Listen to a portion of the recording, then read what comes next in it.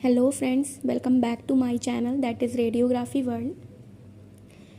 Friends, आज का हमारा टॉपिक होगा रिलैक्सेशन, बिकॉज कल के टॉपिक में ट्रांसवर्स मैग्नेटाइजेशन के बारे में पढ़ाया था। तो आज का टॉपिक होगा रिलैक्सेशन, क्योंकि ट्रांसवर्स मैग्नेटाइजेशन के बाद का जो प्रोसेस होता है एमआरआई में वो रिलैक्सेशन ही होता है।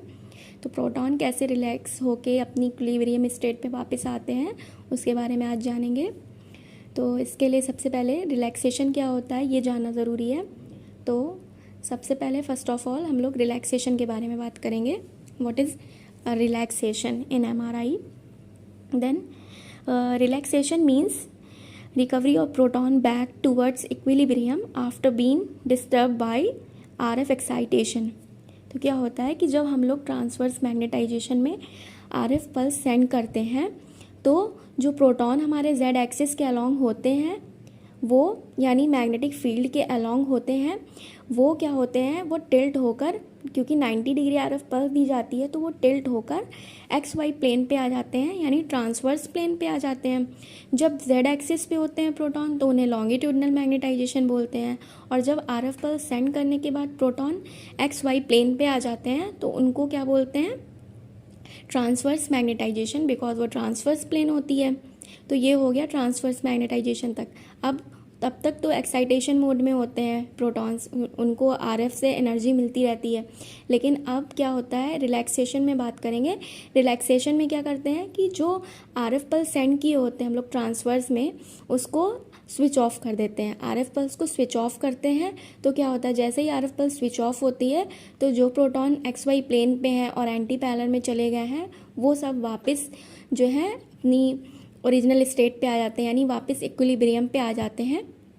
तो वहाँ पर क्या होता है, रिलैक्स हो जाते हैं, रिलैक्सिंग मोड में चले जाते हैं। तो इसीलिए what is relaxation? Relaxation means recovery of protons back towards equilibrium like z axis after being disturbed by RF excitation. जब आरएफ एक्साइटेशन को डिस्टर्ब करते हैं या स्विच ऑफ करते हैं तो प्रोटॉन जो एक्स वाई प्लेन पे होते हैं या ट्रांसवर्स प्लेन पे होते हैं वो क्या करते हैं, वो वापस अपनी ओरिजिनल स्टेट यानी जेड एक्सिस पे आ जाते हैं, इक्विलिब्रियम पे आ जाते हैं, और उस फेज को, उस प्रोसेस को क्या बोलते हैं, रिलैक्सेशन बोलते हैं। तो एमआरआई में 2 टाइप्स के रिलैक्सेशन होते हैं। एक तो लॉन्गिट्यूडनल रिलैक्सेशन होता है और दूसरा होता है ट्रांसवर्स रिलैक्सेशन। जैसे 2 टाइप के मैग्नेटाइजेशन होते हैं वैसे ही 2 टाइप का रिलैक्सेशन होता है। तो फर्स्ट होता है, जैसे फर्स्ट लॉन्गिट्यूडनल मैग्नेटाइजेशन का प्रोसेस होता है वैसे ही फर्स्ट लॉन्गिट्यूडनल रिलैक्सेशन का भी प्रोसेस होता है। तो रिलैक्सेशन का मेन मतलब यही है कि जब हम लोग आरएफ पल्स को स्विच ऑफ करेंगे ट्रांसवर्स मैग्नेटाइजेशन के बाद, तभी रिलैक्सेशन की प्रोसेस शुरू हो जाएगी। तो सबसे पहले आप पढ़ेंगे लॉन्गिट्यूडनल मैग्नेटाइजेशन के बारे में।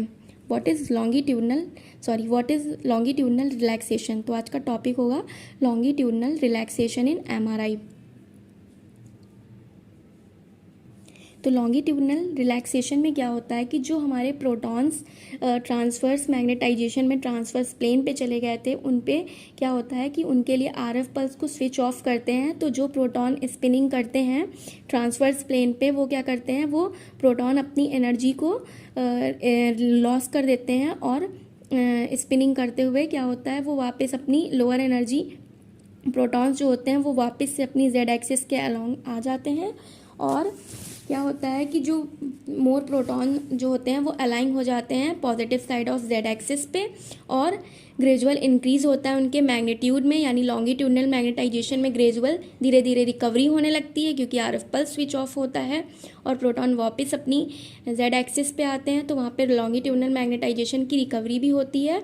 और जब ये प्रोसेस हो रही होती है तो जो प्रोटॉन से एनर्जी रिलीज होती है वो उसके चारों तरफ यानी सराउंडिंग्स में जो है ट्रांसफ़र हो जाती है, और इसीलिए इसको क्या बोलते हैं, स्पिन लैटिस रिलैक्सेशन भी बोलते हैं।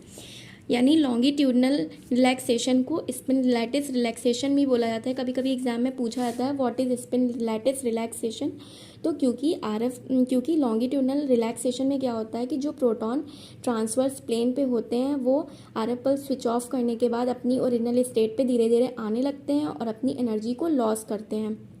तो जो एनर्जी लॉस होती है वो उसके चारों तरफ उसके सराउंडिंग में ट्रांसफ़र होती है, तो इसी वजह से इसको स्पिन लैटिस रिलैक्सेशन भी बोला जाता है। तो एग्जाम में ये पूछा जाता है what is spin lattice relaxation.